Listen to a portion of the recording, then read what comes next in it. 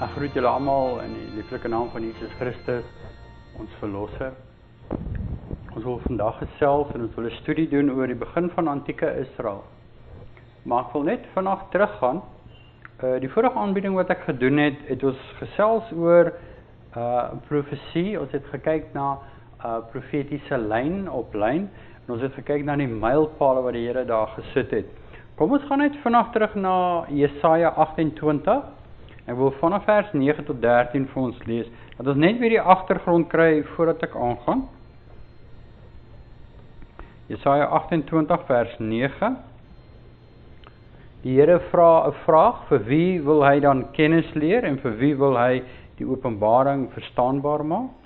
Antwoord is vir die wat van die melk gespeen, wat van die moederborste weggeneem is. Die vraag wat ons gevra het is, wat is melk en wat is vaste kos? As ons geestelik kyk na hierdie onderwerp. Die Sabbat vraag, is dit melk of is dit vaste kos? En ons het gekyk en ons het gesê, dis melk. Ons het gekyk na die toestand van die dood, ons het gesê, is dit melk of is dit vaste kos? Ons het gesien, dit is melk. Daar's baie dinge wat ons baie keer dink as vaste kos, maar wat melk is.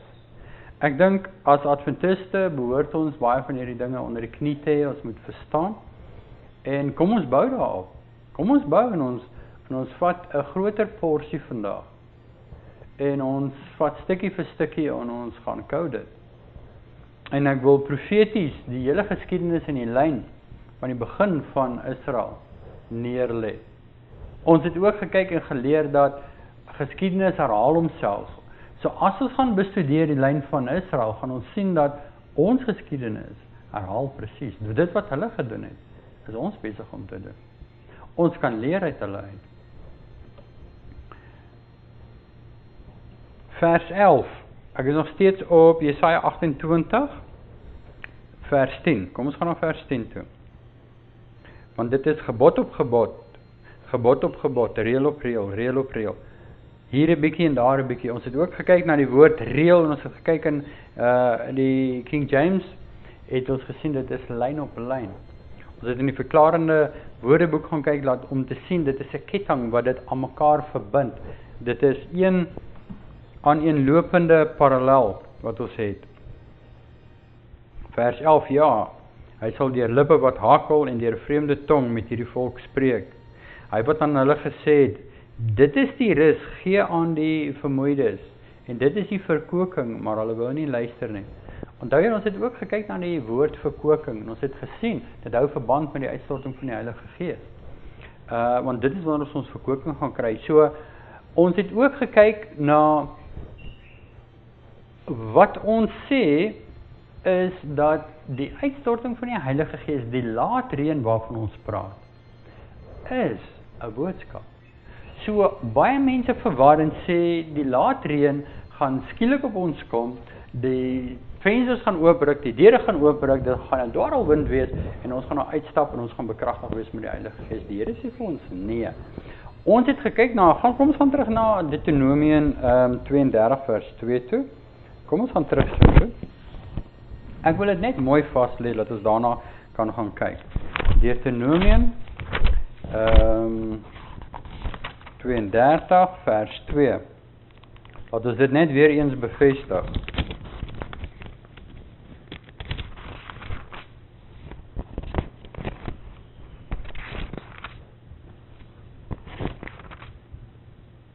Die Here sê vir ons, laat my leer, in Engels doctrines, of doctrines, laat my leer drup, soos die reën, my woord vloei, soos die dou, soos reendruppels op die grasspruitjies en soos reënbuie op die plante. So ons kyk en ons gaan uit die woord uit verskillende getuienis haal om dit te bevestig, om te sien, dit wat ons gaan eet, dit wat die Here vir ons nou stuur, is die olie wat ons nodig het in ons lamphuis. Dit is op die oomblik die laatreën wat ons nodig het. En ons gaan dit in 'n ander vorm kry. En die Here leer ons in Jesaja dat lyn op lyn gaan ons hierdie boodskappe bestudeer. En dit gaan die nodigheid vir ons gee om te staan. Wat ek gedoen het is, dit is die begin van antieke Israel. En ons het dit op 'n lyn geteken. Elkeen van hierdie is 'n mylpaal in die geskiedenis wat die Here neergelê het, spesifiek vir ons. En ons sal sien, dit is 'n hervorming. En ons het gesê, wat is 'n hervorming? 'n Hervorming is wanneer die mense van God afgestap het van die fondamente, wanneer hulle waarheid en 'n leuen met mekaar gemeng het, is dit duisternis. En om uit hierdie duisternis uit te kom, gee die Here ons lig.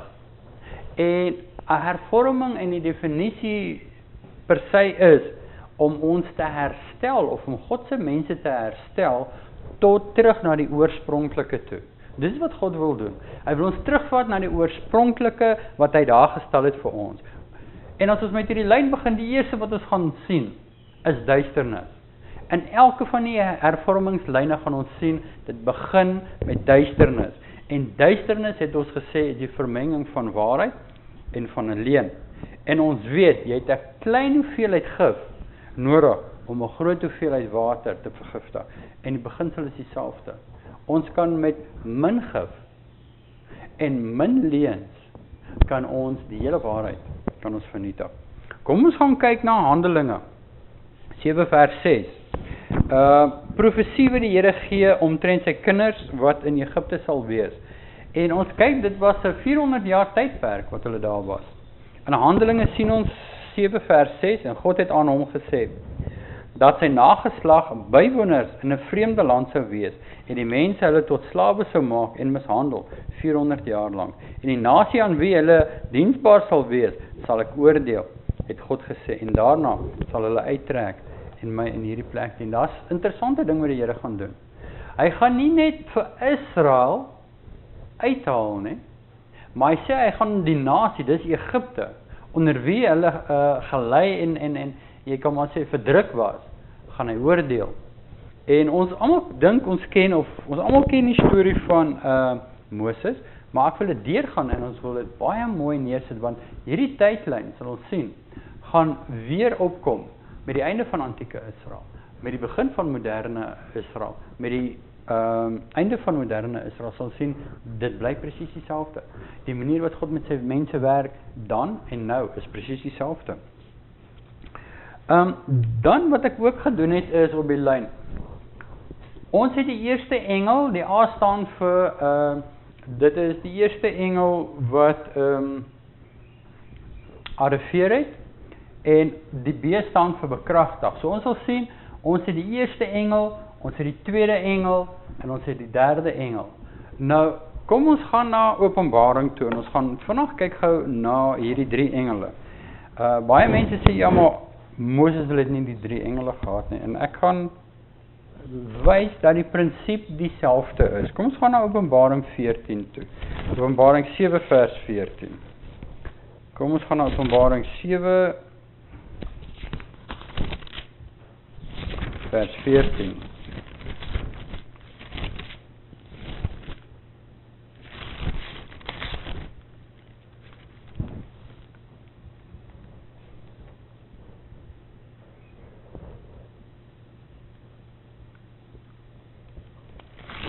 Ons moet na Openbaring 14 vers 7 toe gaan.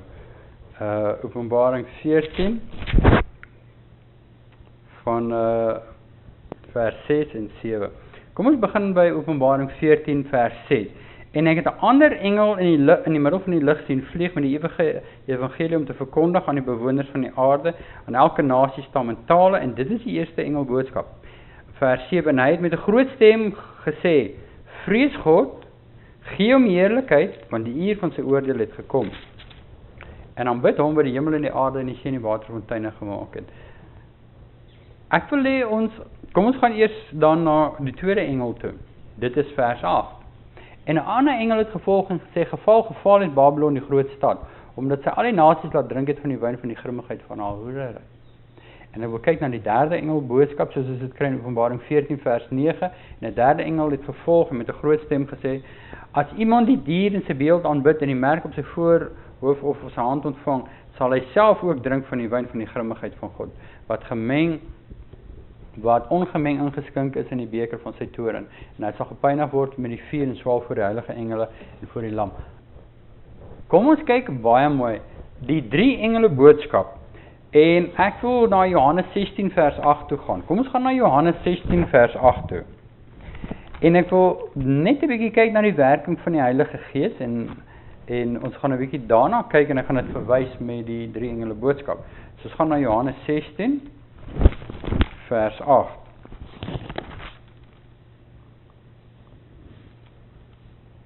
Dit verwys na die Heilige Gees, en dit word gesê, as hy kom, dis die Heilige Gees, sal hy die wêreld oortuig van 3 dinge. Van sonde, en van geregtigheid, en van oordeel. Dis presies wat die 3 engele boodskap doen. Die eerste engel boodskap is, en gaan oor, sonde. Wat was die boodskap van Johannes die Doper? Wat was die boodskap van Johannes die Doper? Bekeer julle. Wat was die boodskap van Jesus? Bekeer julle. Ons sal sien die tweede engel boodskap gaan oor geregtigheid. Want moreel het Babylon geval. Dit gaan oor geregtigheid. Kom uit daar uit. En deel nie met haar nie. En die derde ene, wat ons vandag sê die merk van die dief, gaan oor die oordeel, wat die Here gaan bring. So wanneer ons kyk in geskiedenis, sal ons altyd sien, die eerste engel, as ons dit dan daarop neersit, gaan oor sonde. Dis die boodskap wat hulle bring is, hou op sonde, kry julle reg, kom uit die duisternis uit waarin julle is. Dit is die vermenging van, wat ons gesê het, alleen met die waarheid. Kom uit sonde uit, ons sal sien die tweede een is geregtigheid, en ons gaan kyk na oordeel. So as ek van die engele boodskap praat, kan ons kyk in die verband van sonde, geregtigheid en oordeel. En soos ons aangaan, gaan ons 'n bietjie dieper en ons gaan meer kyk na wat hierdie betekenis is. Ons gaan dit verder ontleed. So kom ons stap verder. Ons kyk. Die eerste wat ons sal sien, wat die Here vir ons hierso gee, 'n mylpaal. Ons noem dit die tyd van die einde. En wat was die tyd van die einde, as ons kyk na die tydlyn van antieke Israel? En dit was met die geboorte van Moses. Onthou, daar is 'n profesie gegee. Kom ons gaan kyk. Genesis 50, vers 24. Die profesie van Josef, wat ons duidelik dit uitwys. Genesis 50, vers 24. En Josef het aan sy broers gesê, ek gaan sterwe, maar God sal gewis op julle ag gee, en julle uit hierdie land laat optrek na die land wat hy aan Abraham, Isak en Jakob met 'n eed beloof het. En Josef het die seuns van Israel laat sweer en gesê, as God sekerlik op julle ag sal gee, bring dan my gebeenere daarvan af op. So ons weet duidelik, Josef het geweet dat God gaan sy volk uit Egipte uithaal. Kom ons kyk in Handelinge 7 vers 17. Ons kan dit duidelik daar sien, en na mate die tyd van die belofte van God aan Abraham met 'n eed beloof het, naderkom, het die volk toegeneem en vermeerder in Egipte, totdat daar 'n ander koning opgestaan het wat Josef nie geken het nie, en het lustig met ons geslag te werk gegaan, en ons vaders mishandel deur hulle te verplig om hul kindertjies weg te gooi, sodat hulle nie in die lewe behou kan word nie. In die tyd is Moses gebore. So wat ons doen is, ons merk hierdie tyd. Dit is die tyd wat die Here 'n verlosser stuur, 'n tipe van Christus kan ons ook sê, wat in hierdie tydperk inkom, en ons merk dit, en ons sê dit is die geboorte van Moses. Ek gaan aan met vers 20. In die tyd is Moses gebore, en hy was wonderlik mooi. 3 maande lank is hy in die huis van sy vader versorg. Toe hy weggegooi is, het Farao se dogter hom opgeneem en hom as haar seun groot gemaak. Wat ons moet doen is, ek maak hierdie dokument, gaan ons beskikbaar maak op die webtuiste, en ons gaan daarna kan kyk. Ek het baie aanhalings, maar dit gaan my baie tyd in beslag neem om almal van hierdie deur te gaan.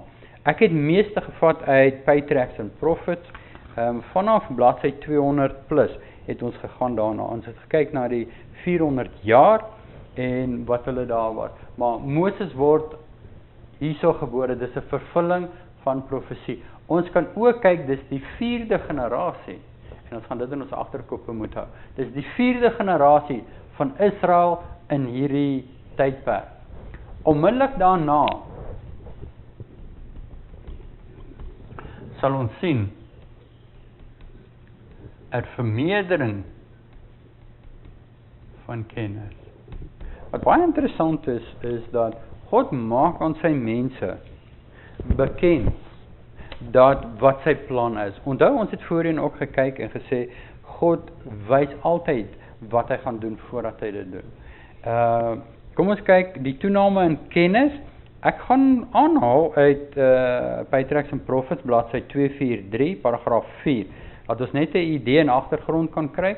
God het die ma se gebede gehoor, haar geloof was beloon. Dit was met groot dankbaarheid dat sy nou ingegaan het op haar, nou veilige en gelukkige taak. Getrou het sy verbeter op haar geleentheid om op te voed haar kind vir God. Sy was vol vertroue dat hy behoue was vir 'n groot werk, en sy het geweet dat hy binnekort moes gegee word aan sy koninklike moeder, en omring te wees met invloede wat sal neig om hom weg van God te lei. Al hierdie het haar meer ywerig en meer versigtig gemaak in sy opvoeding, meer as in die van haar ander kinders. Sy het probeer om sy gedagtes te dring in die vrees van God en die liefde vir die waarheid en geregtigheid, en ernstig gebid dat hy bewaar word van elke korrupte invloed. Sy het hom gewys die dwaasheid van sonde en afgoderry, en hom vroeg geleer buig en bid tot die lewende God, wat alleen vir hom kon hoor en hom te help in die nood. So, ons kan sien, absoluut het sy hom opgevoed, en sy het hom die kennis gegee, en die fundament waarop hy kan staan. Daar's baie verwysings wat julle kan gaan kyk, wat die Here aan Israel, aan die ouderlinge, of die oudstes, as ek so kan stel, van Israel, deur die engele bekend gemaak het, dat Moses is die een wat God gestuur het. Dit is die een wat hulle sal uitlei daaruit, en die Here het dit ook aan Moses self bekend gemaak. So Moses was bewus dat hy was die een wat God sal gebruik. Maar Moses het nie die boodskap reg verstaan nie. So wat hy doen is, en kom ons gaan kyk in Handelinge 7:23. Hy vat dit in sy eie hande, in plaas daarvan om te wag dat God vervul wat hy gesê het. Kom Moses, en hy vat hierdie ding in sy eie hande, en kom ons kyk wat gebeur daar. En nadat hy die ouderdom van 40 jaar bereik het, het dit in sy hart opgekom om sy broers, die kinders van Israel, te besoek. En toe hy sien dat iemand onreg aangedoen word, het hy hom verdedig, en die man wat mishandel was, gewreek deur die Egiptenaar te verslaan. En hy het gedink dat sy broer sou verstaan, dat God hulle deur sy hand redding sou gee, maar hulle het dit nie verstaan nie. Moses het dit in sy eie hande gevat, en hy het menslik gereageer daarop, en gedink dat hulle gaan die Egiptenare deur 'n weermag of deur militêre optrede oorwin, maar hy was heeltemal verkeerd geweest. Kom ons kyk na Patriarchs and Prophets. Ek gaan lees van bladsy 245, paragraaf 2. Die oudstes van Israel is deur die engele geleer dat die tyd vir hulle verlossing naby is, en dat Moses die man is wat God sou gebruik om hierdie werk te volbring. Engele het Moses ingelig dat die Here hom gekies het om die slawerny van sy mense te breek. Hy het gedink dat hulle hul vryheid sal verkry deur krag en wapentuig. Hy het verwag dat hy die Hebreëse mag teen die slagordes van Egipte sal lei, en met die oog hierop het hy sy gevoel bewaar, sodat hy sy gehegtheid, dis aan sy pleeg ma en vader kan verbreek om die wil van God te doen. So wat Moses doen is, hy vat dit in sy eie hand. Wat hy moes doen is, hy moes wag, maar hy het dit nie gedoen nie. So Moses ook hier, toe hy uit Egipte uitgaan, is ook belangrik. Moses was 40 jaar oud, en hy gaan in die woestyn, en hy gaan na Jethro toe, waar hy weer 40 jaar in die woestyn of in die wildernis deurgebring het. Wat belangrik is daar soveel dinge wat hy moes ontleer, wat hy geleer het. Wat ons lees, en julle kan gaan lees, bladsy 245, 46 tot 248 in Patriarchs and Prophets, presies hoe Egipte sy gedagtes en sy maniere beïnvloed het, en hoe die Here weer 'n volgende 40 jaar, daai was 40 jaar in Egipte, maar die Here het hom weer uitgelei vir 40 jaar, om hierdie dinge te ontleer. So, met die ouderdom van 80 jaar, lees ons verder in Exodus 3 vers 1. En Moses het die kleinvee opgepas van sy skoonvader Jethro, die priester van Midian, en toe hy die kleinvee agter die woestyn gedryf het, kom hy by die berg van God by Horeb. Daarop verskyn die engel van die Here aan hom in 'n vuurvlam uit 'n doringbos, en toe hy weer sien, brand die doringbos in vuur, maar die doringbos word nie verteer nie, en Moses sê, laat ek tog nader gaan en hierdie groot verskynsel bekyk, waarom die doringbos nie verbrand nie. Toe die Here sien dat hy nuuskierig nader kom, roep God na hom uit die doringbos en sê, Moses, Moses, en hy antwoord, hier is ek. Wat hier gebeur is, ons merk hierdie as 'n mylpaal, en dit was by die braambos.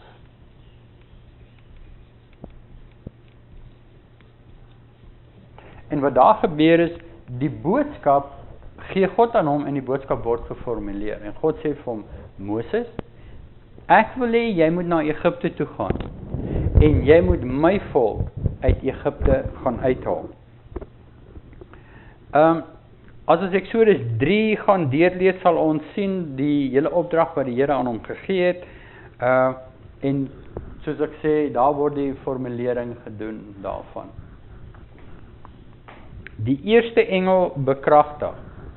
Hier word die boodskap om vir Moses, die boodskap van sonde, die eerste engele boodskap kom in die geskiedenis in. Hier gaan ons sien, die eerste engel word bekragtig. Okay. En saam met hom gaan ons sien, daar kom 'n toets. Altyd wanneer die eerste engel bekragtig word, sal ons sien, daar kom 'n toets. Die ander ding wat ons doen is, ons sê ook, daar kom 'n hemelse wese af, wat hierdie boodskap bekragtig. Ons gaan dit sien in Moses se tyd, ons gaan dit sien in Jesus se tyd, ons gaan dit sien in die Millerite se tyd, ons gaan dit sien in ons tyd. Geskiedenis herhaal homself presies. So as ons hierdie gaan deurgaan, gaan ons die res op hierdie selfde raamwerk kan neersit, en ons gaan sien, dit pas baie mooi in daar. Okay, heel eerstens, wat gebeur hierso? Kom ons gaan, Exodus 4 vers 20, as ons dit deurlees, Moses neem toe sy vrou en sy seuns,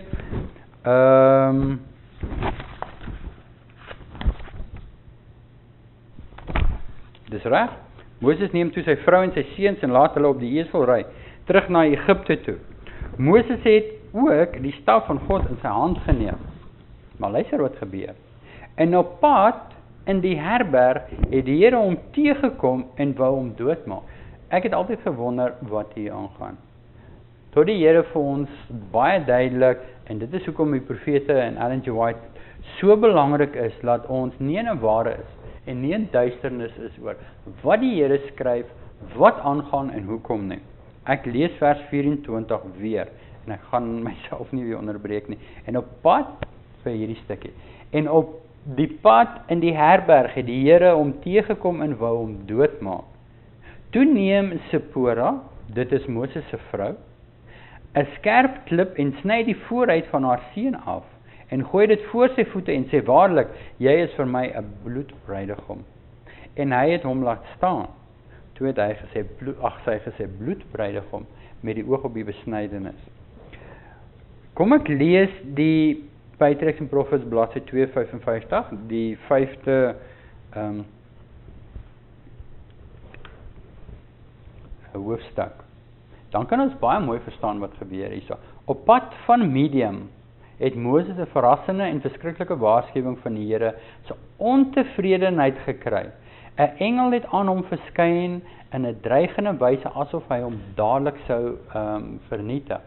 Geen verduideliking is gegee nie, maar Moses het onthou dat hy een van God se vereistes verontagsaamheid. Toegegee aan die oortuiging van sy vrou, het hy nagelaat om die ritueel van besnydenis uit te voer op die jongste seun. So hulle jongste seun was nooit besny nie. God roep Moses tot 'n baie hoë roeping. En met dit wat in sy lewe is dit 'n probleem vir God. Hy het versuim, ek lees verder, om die vereistes waarmee sy kind kon geregtig wees, om die seëning van God se verbond met Israel te verkry, en so 'n versuim aan die kant van hul gekose leier, kan die krag van die goddelike voorskrifte op die volk verminder. Dit sou definitief invloed gewees het. Satan gebruik elke liewe dingetjie wat nie in plek is nie, en hy gaan dit teen ons gebruik. Sipora, uit vrees dat haar man sal verslaan word, het sy self die voorskrif uitgevoer, en die engel dan toegelaat om Moses se reis voor te sit. In sy sending na Farao was Moses in 'n posisie van groot gevaar geplaas. Sy lewe kan slegs deur middel van die beskerming van die heilige engele bewaar word, maar terwyl die lewe in verwaarlosing van 'n beperkte plig staan, sou hy nie veilig wees nie, want hy kon nie beskerm word deur die engele van God nie. Mense, as daar sonde en pligte is wat ons nie nakom nie, ons verstaan dit nie, dan word baie keer die veiligheid en die engele van ons onttrek. God is dieselfde dan, God is dieselfde nou, en hy gaan dieselfde wees in die toekoms. Sy vereistes bly sy vereistes. Ons kan dit nie verander, ons kan dit nie sag maak nie, en hierdie is vir ons 'n baie, baie groot les om dit te sien. Wat ons sal sien is, die hemelse wese sien ons as die engel wat afgedaal het, wat Moses gekonfronteer het. Sy toets is die toets van besnydenis. En wat ons ook sien hierso is, dit is 'n lewe en dood boodskap. Hierdie boodskap wat hy gaan hê, is 'n lewe en dood boodskap, en dit sal altyd, sal ons sien, dit is 'n lewe en dood boodskap. Kom ons gaan net 'n bietjie 'n lyn terug, en ons gaan kyk na Noag. Toe Noag vir die mense gesê het, kom na die ark, klim in die ark, daar kom 'n vloed, was dit 'n lewe en dood boodskap? Ja, my broers en susters, dit was. Want die wat nie in die ark ingegaan het nie, het nie net hulle lewens verloor nie, maar hulle het hulle ewigheid verloor. Die Here sê vir ons, en ons verstaan dit baie duidelik, dat in elke generasie is daar 'n spesifieke lig wat die Here vir ons stuur, en as ons daai lig teenstaan, dan gaan ons definitiewe konsekwensie hê. Ons gaan ons ewigheid verloor. Die Here laat nie met hom speel as dit kom by hierdie dinge nie. Wat nou gebeur is, die fondamente word gelê. En as ons gaan kyk, Moses kom, hy begin met Israel te werk, maar Israel is nog steeds in hierdie onderdrukking. En in hierdie onderdrukking begin Moses, en die fondamente wat hy neerlê, begin by die Sabbat. Kom ons kyk, ons is weer in Patriarchs en Prophets, en ek wil net 'n stukkie lees daar, om 'n bietjie te kyk, hoe die koning hierdie dinge sien, want Moses hulle leer hulle die Sabbat, hierdie mense begin 'n dag om te rus, maar dit het 'n invloed op die werk wat hulle moet doen vir die koning, en hy reageer hewig hierop. En die koning, deeglik opgewek, vermoed die Israeliete is in opstand teen sy diens. Dis onmiddellik wat by hom opkom. Ontevredenheid was as gevolg van luiheid, volgens hom. Sou hy gesien het, dat daar geen tyd vir hulle oorgebly het, vir gevaarlike idees nie. Hy het dadelik maatreëls ingestel om hulle bande stywer te trek, en hul onafhanklike gees te breek. Dieselfde dag is opdragte uitgereik dat hulle arbeid nog meer wreed en onderdrukkend moet wees. Ons weet, en ons gaan kyk in Exodus 5 vers 5, verder het Farao gesê, kyk, die volk van die land is alreeds baie, en julle wil hulle laat ophou met hulle werk. Onmiddellik sien ons hier wat gebeur. Daarop het Farao dieselfde dag aan die drywers onder die volk en die opsigters 'n bevel gegee en gesê, dat Israel moet nou dieselfde hoeveelheid bakstene maak, maar hy gaan hulle nie strooi gee nie. Hulle moet dit self gaan kry. So onmiddellik kan ons sien, en ons noem dit ook, soos hulle die fondamente lê, soos hulle die Sabbat uitbring, onmiddellik sien ons die werk van die vyand. Onmiddellik sien ons die vyand kom in teenstand met dit wat God besig is om te doen met sy volk. Want onthou, wat is dit wat die Here wil doen? Hulle sit in duisternis. Hulle het nie meer die wet begin hou nie. Die Sabbat heeltemal geïgnoreer. En die Here wil hulle terugbring na hierdie dinge toe. En om dit te doen, moet hulle die Sabbat hou. Hulle moet teruggaan na die wet toe. Maar die werking van die vyand is onmiddellik daarmee teen te staan. So die werk vermeerder. Dit is ook dan, wat is dan hier afbring, sien ons dan die tweede engelboodskap kom dan af daar.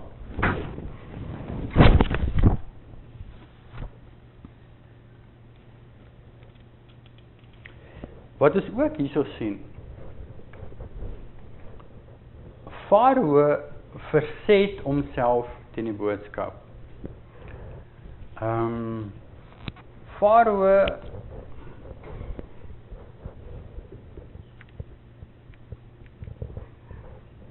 Parlement om so.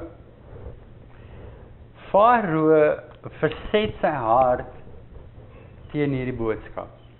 Wat ons nou doen is, dis 'n verwerping van die boodskap. Die tweede engelboodskap wat inkom hierso, dui aan geregtigheid. En wat sê Farao? Kom ons kyk. Eksodus 7 vers 1. En die Here het aan Moses gesê, kyk, ek stel jou as 'n God vir Farao en jou broer Aaron sal jou profeet wees. Jy moet spreek alles wat ek jou beveel. En jou broer Aaron moet met Farao spreek. Ekskuus, dat hy die kinders van Israel uit die land sal uittrek. En ek sal vir Farao se hart verhard en my tekens en wonders in Egipte vermenigvuldig, maar Farao sal na julle nie luister nie. En ek sal my hand op Egipte lê en my leerskare, my volk, die kinders van Israel, deur groot strafgerigte uit Egipte uitlei. Dan sal die Egiptenaars weet dat ek die Here is en ek my hand oor Egipte uitstrek en die kinders van Israel tussen hulle uitlei. Moses en Aaron het toe gedoen soos die Here hulle beveel het, so het hulle gedoen. En Moses was 80 jaar en Aaron 83 jaar oud toe hulle met Farao gespreek het. En die Here het Moses en Aaron aangespreek met die woorde: as Farao met julle spreek en sê, doen tog 'n wonderwerk vir jouself, dan moet jy vir Aaron sê, neem jou staf en gooi dit op die grond neer. Wat gebeur hierso? As 'n teken kom Aaron, hy gooi sy staf op die grond neer en dit word 'n slang. Maar onmiddellik wat Farao doen is, hy kry sy geleerdes en sy towenaars en hulle kom en hulle gooi hulle stawwe op die grond neer. Nou wat baie interessant is, en ons lees dit in die gees van profesie, dat hulle stawwe het nie waarlik slange geword nie. Dit was soos ons noem 'n kulkunsie. Dit het gelyk so slange. Daarom het ons ook gesien dat Aaron se slange hulle ingesluk het. Maar iets wat merkwaardig gebeur het is, in Farao se kop glo hy dit wat hulle doen is dieselfde as wat sy mense doen. En dit is magie, of soos hulle dit sê in Engels, magic. En hy wil nie God se hand daarin sien nie. En wat hy doen is, hy verhard homself. En hy sê, ek wil nie luister nie. Wie is hierdie God waarna ek wil luister? Daar's 'n gevolg daarvan. En dan sien ons die volgende plekmark wat die Here vir ons gee daarso, die mylpaal, sien ons die tweede engel word bekragtig en die pla begin val. Want Farao maak sy deur toe en hy sê, nee, wie is hierdie God om te gehoorsaam? So wat die Here doen is, die pla val daar.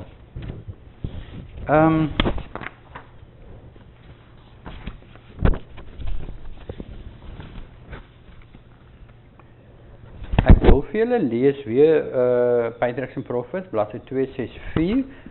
Die tweede engel boodskap word bekragtig, die pla.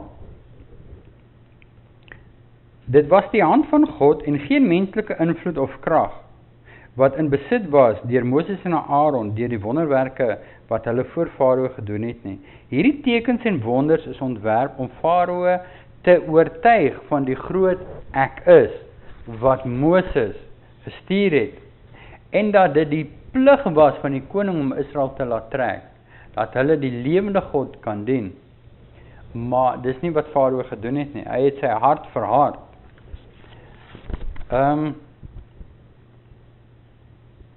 Ek wil ook nog 'n stukkie lees van Patriarchs and Prophets, bladsy 264, want Satan het altyd 'n dieper en 'n groter idee wat hy het met dit wat hy wil doen.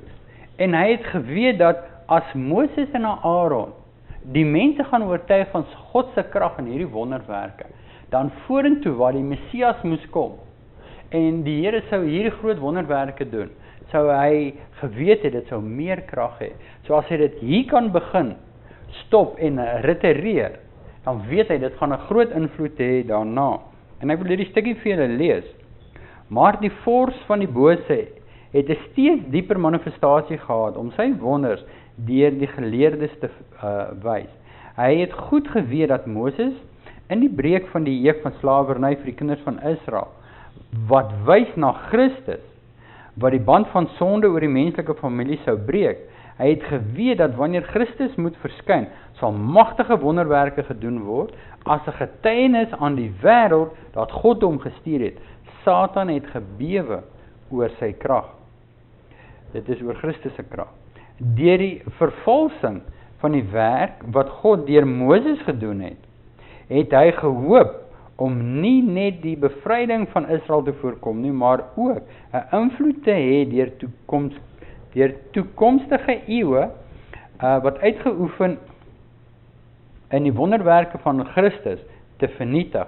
Satan is voortdurend op soek om die werk van Christus na te maak, om sy eie mag en eise te stel. Hy lei die mensdom tot rekening dat die wonderwerke van Christus deur menslike vaardigheid en krag is.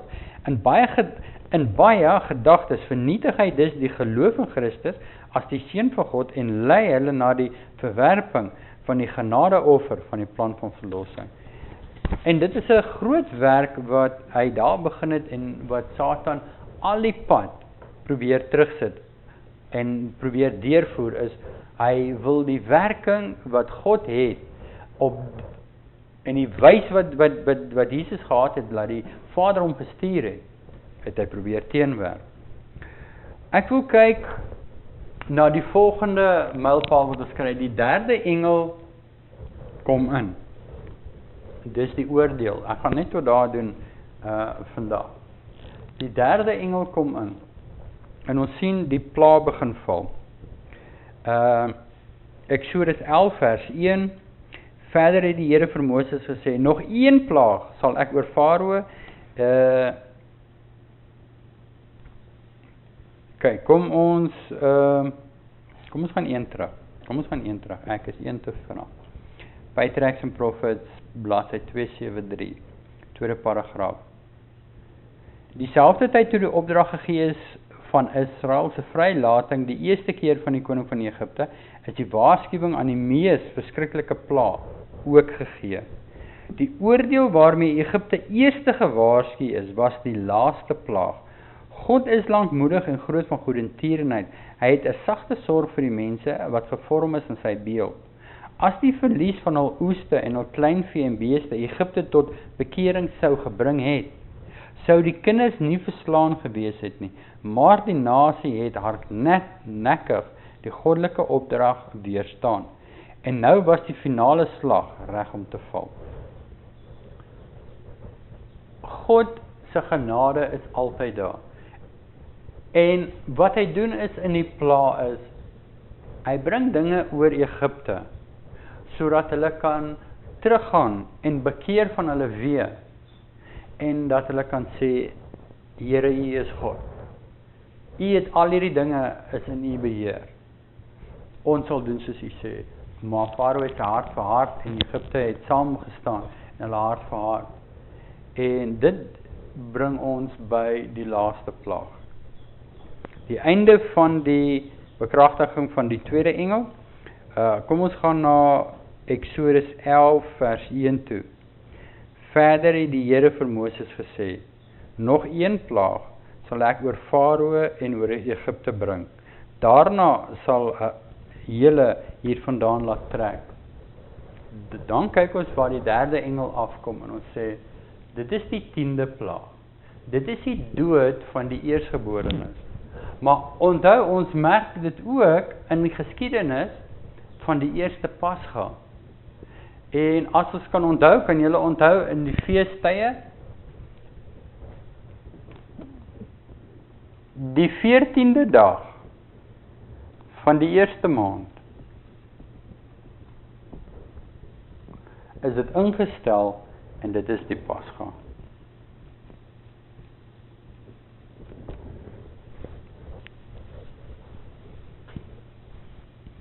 Daar is iets wat baie interessant gebeur het daar. Soos ons in die tydlyne deurgaan, gaan dit 'n groter effek op ons hê, maar ons kyk daar dat daai selfde tyd, die heidene of Egipte, gee 'n finansiële ondersteuning aan Egipte. Dit is belangrik om dit te merk daar. En ons sê die heidene gee 'n finansiering daar. Ek wil vir julle 'n stukkie lees, Eksodus 11 vers 2, dat ons dit net kan verstaan, want ons gaan sien hoe dit 'n tref gaan wees vir ons in ons tydlyn. Sê tog voor die ore van die volk, dat elke man van sy naaste en elke vrou van haar naaste silwergoed en goue goed moet eis. En die Here het aan die volk guns verleen in die oë van die Egiptenaars. Ook was die man Moses baie groot in Egipte land, in die oë van Farao se dienaars en in die oë van die volk. Ons sal sien toe hulle uitgetrek het uit Egipte, sien ons dat hulle met 'n baie groot hoeveelheid wat is die regte woord vir wealth? Met goedere, met geld, met finansie, in 'n vorm van goud, silwer en braas en verskillende dinge, het hulle uitgegaan.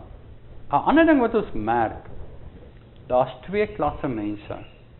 Wat gebeur is, die Here gee vir ons 'n boodskap en sê, dis tyd om terug te gaan, om te hervorm, terug na die oorspronklike wat die Here wil hê.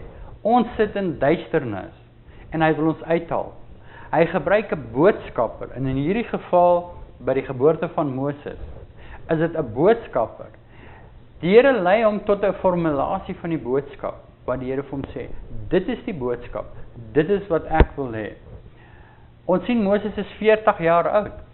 Maar wat ons ook sien is, ons sien 'n toetsperiode. Ons sal sien wanneer die Here hierdie boodskap bekragtig, begin hy sy mense te toets. Die uiteinde van hierdie toets sal ons sien, bring dit twee klasse mense. As ons in Matteus 25 kyk, dan sal ons sê, dit is die wyse maagde en die dwaase ander 5. Van hulle sal 'n karakter wys wat opgebou is en ander sal 'n karakter wys wat nie opgebou is nie. Ons het dan gesien die fondamente word dan gelê in hierdie tydperk. In hierdie geval was dit die Sabbat word die fondamente gelê. Onmiddellik wanneer die fondamente vir hierdie boodskap gelê word, sal ons die werk van die vyand sien. Die oomblik wanneer dit gelê word, sal die vyand dit teenstaan. Ons gaan dit sien in al die tydlyne, ons gaan dit sien in ons tydlyn. Hierdie is 'n oorspronklike wat ons kan gebruik vir al die tydlyne. Die Here werk presies dieselfde. Ons sal sien wanneer ons by die geregtigheid kom, by die tweede engel boodskap, en hy word bekragtig, sal ons sien wat God doen. En hoe hy werk met sy mense om te sê, onttrek julleself uit hierdie duisternis uit. Staan een kant toe. By die bekragtiging. Daar is hy. Dan die ander ding sal ons sien, die oomblik wanneer ons kom by sy oordeel. Ons sal dit hier sien, ons sal dit in Jesus se tyd sien, ons sal dit in die Millerite sien, ons sal dit sien by ons. Dit is wanneer ons praat van oordeel. Ons praat van 'n deursluit.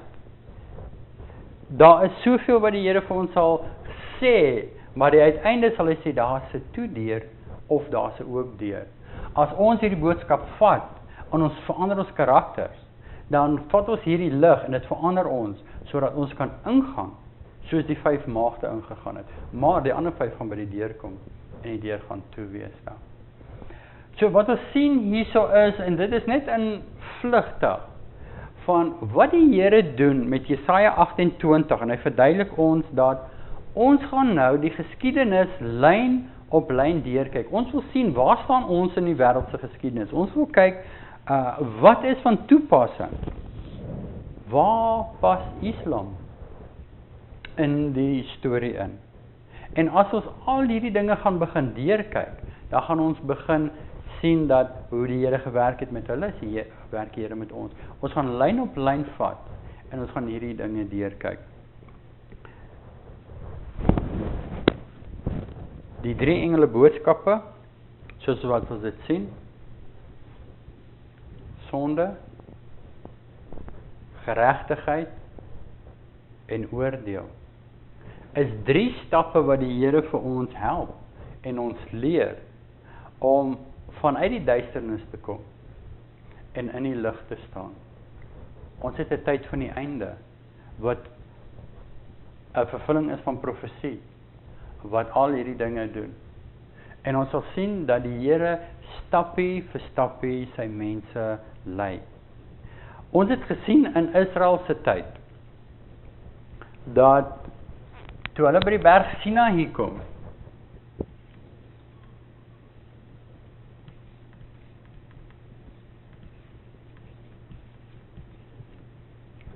het die Here 'n verbond met hulle gesluit. Ons sal sien by die berg Sinaï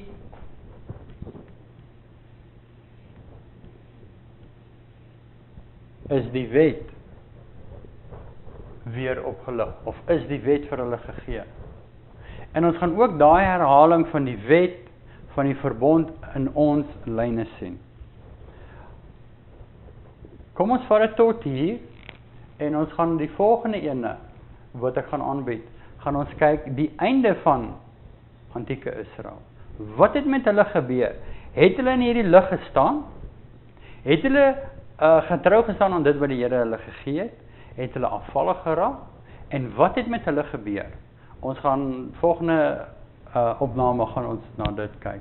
Mag die Here hierdie boodskap en dit wat ons mee gedeel het aan julle seën, mag julle dit gaan ondersoek. Ernstig.